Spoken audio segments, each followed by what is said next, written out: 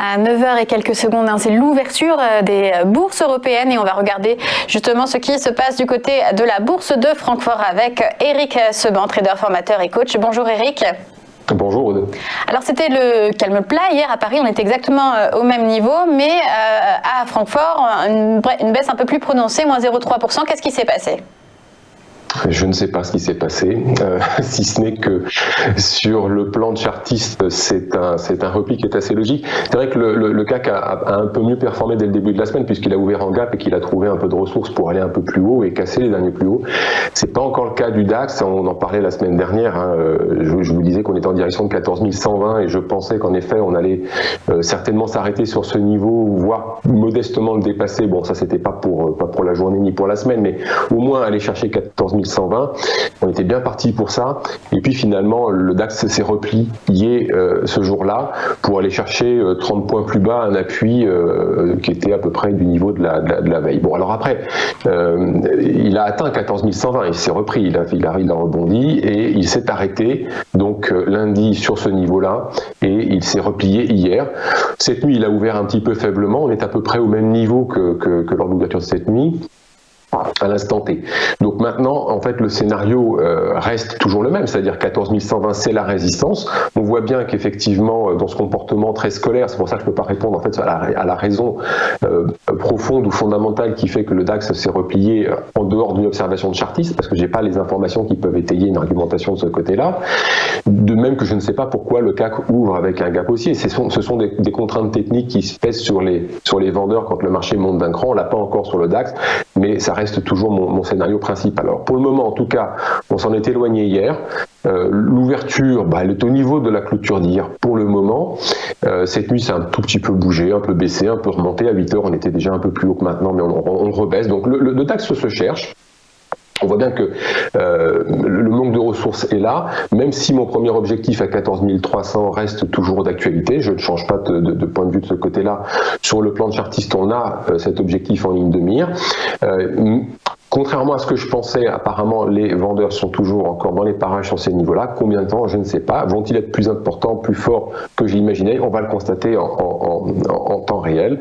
Donc pour l'instant, en tout cas, la sortie par le haut, ça reste toujours mon scénario principal. Ça peut se produire à n'importe quel moment, ça peut se produire aujourd'hui, demain, ou bien alors, scénario alternatif, à ce moment-là, on ira chercher un double appui vers 13 920, comme je vous l'ai indiqué dans le graphique, pour aller peut-être ensuite remonter vers 14 120 et casser ce niveau-là. Il n'y a pas de changement en fait sur le fond, il n'y a pas grand-chose de nouveau, à part une baisse encore de la volatilité implicite. La volatilité implicite, c'est la volatilité qu'anticipent les investisseurs à moyen terme.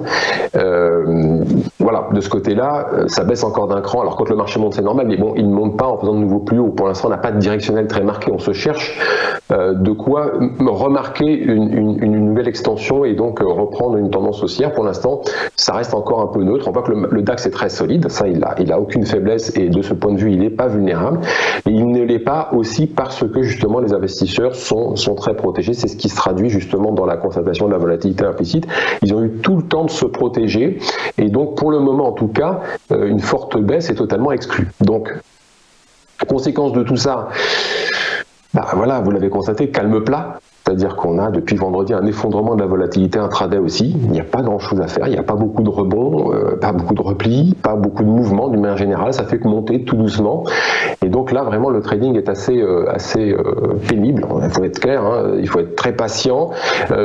Même si on garde quand même un scénario principal, c'est-à-dire celui de la hausse pour travailler en intraday, c'est toujours de ce côté-là se trouvent les meilleures probabilités de réussite. Donc on cherche à acheter sur des replis, mais bon, des replis, il n'y en a pas. Donc quand il y en a, il ne faut pas les rater et il faut vraiment être patient et ne pas céder à la tentation.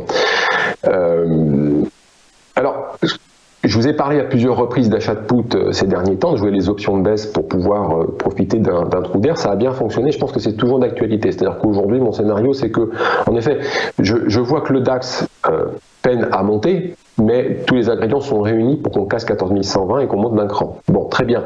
Seulement, on voit bien que ça se passe sans le carburant nécessaire, et on a vu à plusieurs reprises qu'on pouvait avoir des retours en arrière. Comme la volatilité n'est pas chère, c'est un scénario intéressant à jouer cette hésitation. C'est-à-dire que le DAX, il est solide, mais il est hésitant. Et donc, dans ce cas-là, eh bien, on peut très bien accompagner avec les contrats futurs et être haussier avec les contrats futurs en intraday pour essayer d'attraper des écarts de 40-50 points quand on en a l'opportunité, évidemment.